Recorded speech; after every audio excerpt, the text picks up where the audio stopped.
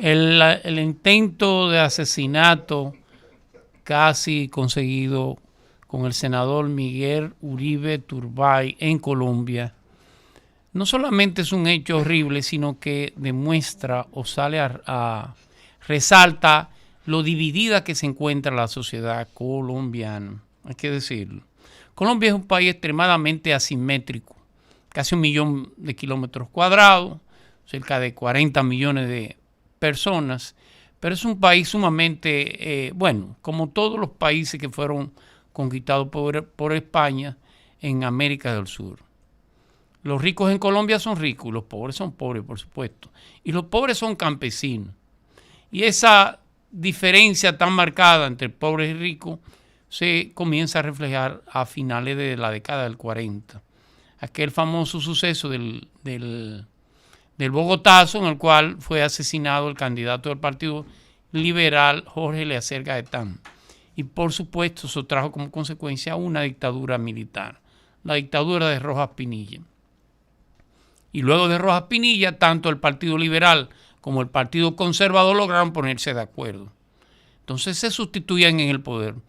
4 años el Partido Liberal, 4 años el Partido Conservador. Así mantuvieron, por supuesto, el status quo en Colombia. ¿Cuál fue la diferencia? Bueno, que toda esa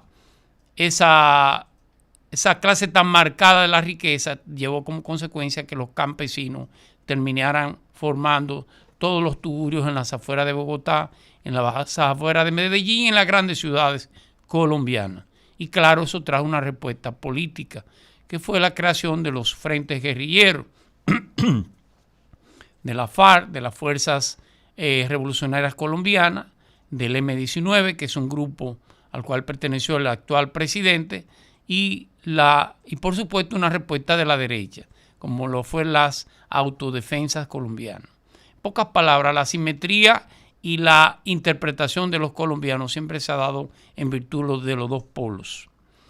¿Qué pasa con el presidente Uribe, que es donde realmente llega al punto más alto los grupos de derecha y la conformación y el padrinazgo de las autodefensas colombianas se dan con el gobierno de Uribe?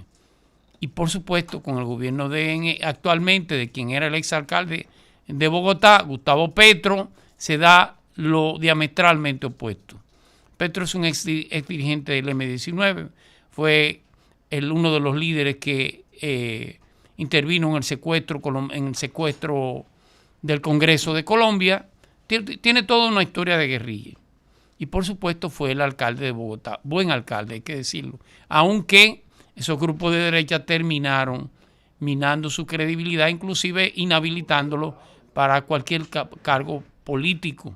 Tuvo la Suprema Corte Federal de Colombia de decidir que los cargos no tenían sentido. Pero hay una característica de Gustavo Petro, que en este caso sustituye a Iván Duque, el pupé del presidente Uribe, y que había sustituido anteriormente a Juan Manuel Santos, que aunque era el ministro de Defensa de Colombia del gobierno de Uribe, terminó haciendo un gobierno extremadamente moderado, un gobierno que pudo conseguir la paz en Colombia entre la FARC y el Estado colombiano. ¿Qué pasa con el presidente Petro en estos momentos? Que ha hecho lo opuesto a lo que hace la derecha. Lo responde todo, lo dice todo. Tiene una derecha, los grupos conservadores extremadamente rabiosa hacia él, y él se ha colocado en la posición opuesta. En vez de colocarse en una posición moderada, se ha colocado en el lado opuesto totalmente. ¿Cuáles son las consecuencias? Una sociedad colombiana extremadamente dividida y una derecha cada día más rabiosa.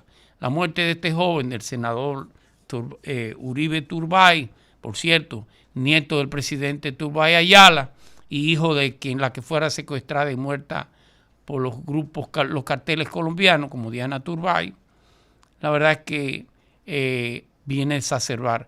Entre este joven y el presidente el presidente Petro, es una discusión vieja. Ambos fueron, cuando Petro fue alcalde, este joven era concejal. Y el concejal más beligerante hacia la posición de Petro. De hecho, una de las acusaciones de corrupción de Petro salen de este joven. Tienen toda una historia de confrontación. ¿Poder decir que el gobierno tuvo que ver con la muerte de este joven? Por supuesto que no. Sería una locura. Sobre todo Petro es un hombre extremadamente civilista, pero, repito, se ha colocado no en una posición moderada, sino en una posición de constante confrontación con grupos que lo han sido toda la vida. Colombia ojalá pudiera encontrar a alguien que pudiera mediar en esta especie de antípodas del poder político en Colombia. Qué pena. Ojalá este joven salga de este trance, aunque tiene 2 disparos en la cabeza. Las cosas de Dios, como dice su esposa, los milagros sí existen. El día de mañana volveremos con otros comentarios.